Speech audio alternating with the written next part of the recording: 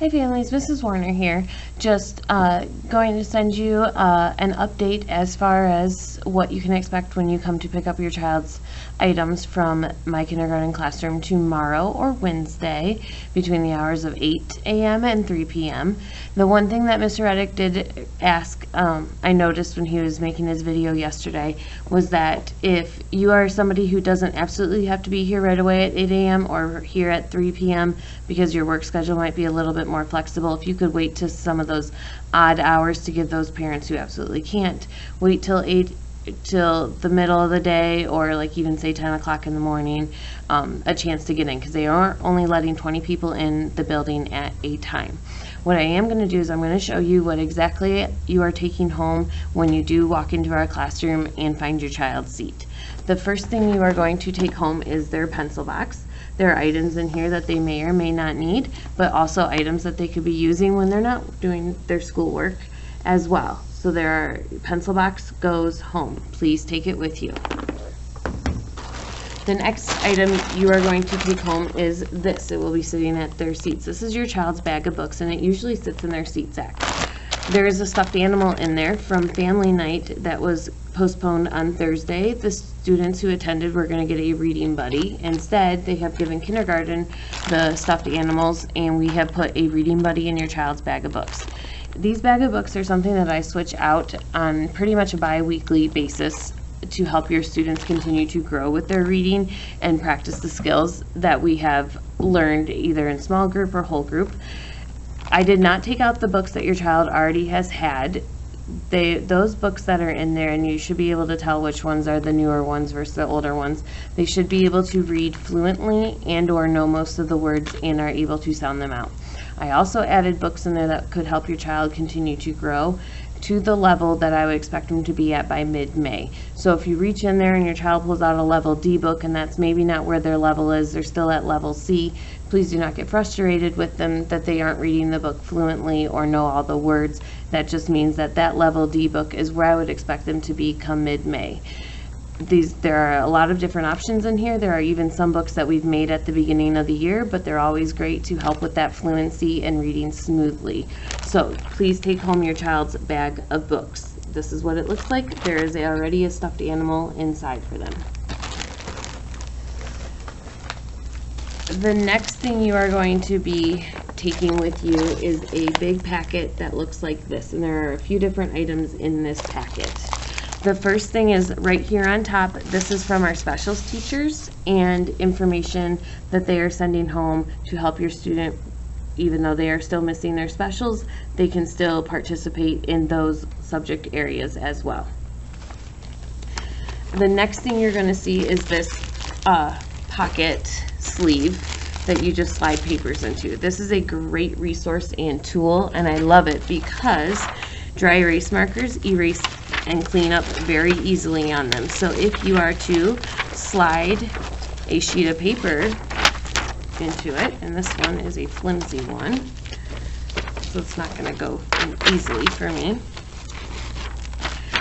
you can, if you put a blank piece of paper, you could have their child practice their numbers. Backwards numbers for a few of my kindergarten students are still something that gives them a hard time, so practicing their numbers, addition sentences, subtraction sentences, sight words, writing a sentence, anything you want. You're going to see in a minute that there's a fluency passage packet that's coming home. Take the staple out of that fluency passage packet, put a paper in there, and they could circle sight words, digraphs, hunk and chunks, even finding rhyming words and circling the rhyming words that the passage might have. It's a great tool and resource to use. A dry erase marker is coming home in that child's pencil box. These are from what I have in the classroom, so some may come home a little bit written on because we do use them in the classroom. Some may come home wrinkly. I'm just sending home the supplies that I have at my fingertips right now. So this is coming home as well. Next, our Dental Health Week in February box that we order toothbrush and supplies for students came in today, so your child's going to take this home with them as well. So there is a extra toothbrush in there and some toothpaste and just some dental health information. Miss La Fountain has a friend who works in a factory and gives us goldfish packets as snacks from time to time, and we are just trying to clean up extra boxes and extra things. We have unopened goldfish packets that we are just sending home with your child, so as a little snack, this is what's coming home. Then, this packet here is what we worked on putting together on Friday, researching, trying to get everything figured out for your student to make sure that he or she is equipped for the next 3 weeks with items that they need. The first thing in this packet is going to be a parent letter that we wrote up. It lays out expectations for reading, writing, and math during this time that we are not in the classroom. So there is the parent letter. Next, your student is going to be bringing home information about their Splash Math account, their Raz Kids account, and their Seesaw Classroom account. This is different than the family journal that you have. This is called Seesaw Class when you go to download the app. On Seesaw Class, this is where I can assign students activities. They can complete them, and I can view them to see if they understand the concepts that we are learning. This is the app that we use in the classroom. So when your child's videotaping themselves or taking a picture of their work, this is the app that they're using to send over to your family app. So it is something new that you have to download, but it is free. And there are already activities that I started to assign to the students to complete. So it is very important that you download that app so your student can go ahead and complete those activities. Splash Math also has assignments on there, and I just went ahead and assigned everything from addition, subtraction to shapes. Do not feel that your child has to just complete all those assignments in one sitting. It's just a click of a button for me to say assign, assign, assign. Please use Splash Math as a resource tool for your child. It follows our Go Math and the standards that we cover in kindergarten to a T, so it's a very good app to use. With that, we are sending home Chapter 9, Two-Dimensional Shapes. A lot of students come into kindergarten knowing a good portion of their two-dimensional shapes. This should be something that we felt would not cause a lot of frustration or struggles among parents and students when completing the work. In my classroom, when we do this book, we complete one lesson a day, and the lessons are at the top. There we go. So this one is lesson 9.1. When we do that, we do the first page of the lesson. We complete this back page, the back part, so the second page. And then if there's time, we will sometimes complete the third page.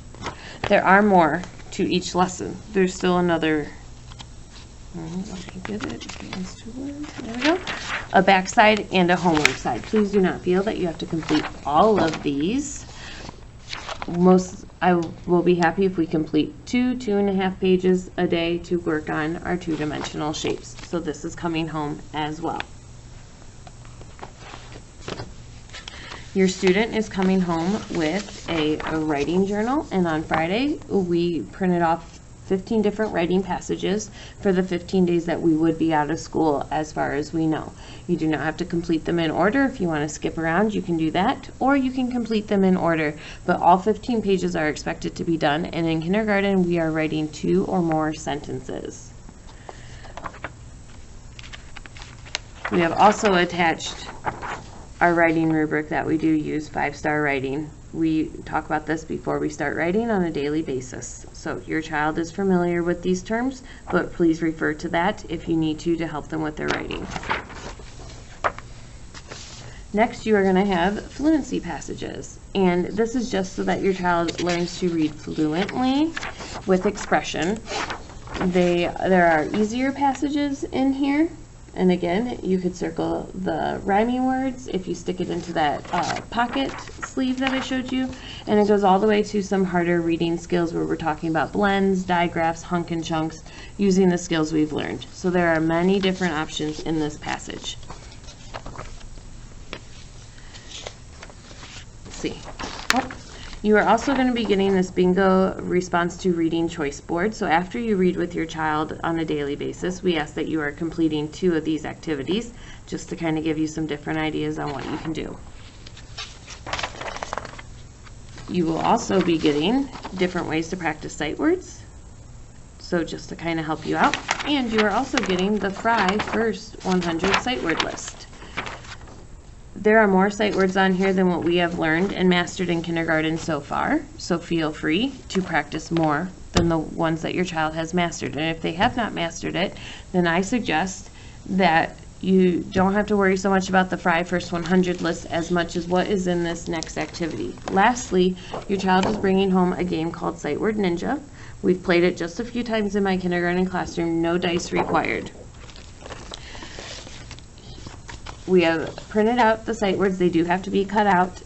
These sight words that are on here are anything that are on the back of your March kindergarten homework packet, anything that our reading comprehension units cover from here to the end of the school year. Always great to practice. And if your student has mastered all of those sight words, I have also given you a blank set of cards where you could write your own sight words in from that Fry First 100 list. So the directions on how to play Sight Word Ninja are up here at the top. Feel free to cut the cards out, use them as a game to make sight word learning a little bit more fun, or you could just use the cards as something that is just more of a drill and kill. Can you tell me what the sight word is? What's the sight word? What's the sight word? But as extra practice. That is what is in that folder and plastic bag with your child's name on it. Lastly, underneath all that, your child is coming home with some mail. Please make sure that you pick this up. This is currently anything that we've had hanging on the walls in the classroom or left over in their mailboxes. So this is also to go home. My goal is to connect with parents and children on a daily basis through email or through videos like this that I will be uploading to YouTube and sending you the link. On Thursday, I'm going to start with a video just doing a mini lesson on our Chapter 9 two-dimensional shapes in math. And my goal is then for the school days to video myself every other day. It could be reading a story to your kids. It could be reviewing a skill that we have already learned in the classroom, just to kind of reinforce those old skills, reinforce old habits that we have formed when it comes to reading or math. Or it just might be to kind of connect or communicate with the kids as well, like this. On days that you are not receiving videos, I will be emailing you, laying out that, okay, today maybe is lesson 9.2 in our Go Math books. Today, when you're reading your fluency passages, please find 2 sight words and think of 2 more sight words on your own. You may see me doing Heggerty, which is another phonemic awareness reading skill that we do daily in the classroom. So I may just be running through Heggerty and having your children echo me, which is something that we would do in the classroom. We are going to start with lines of communication as far as email and calling my school phone number and voicemail and leaving me a message through there if email is not working for you. If and when we get used to this new situation in the next week or so, if requiring you to need my phone number is something for us to connect one-on-one with, then I'll be giving my number out on an as-need basis from there as well. But as always, I am here to help. If you need anything, please let me know. I will be checking my email frequently, checking my school voicemail from my cell phone frequently, and we will get through this together. I hope you guys have a wonderful week, and I hope to see everybody very soon. Have a good day.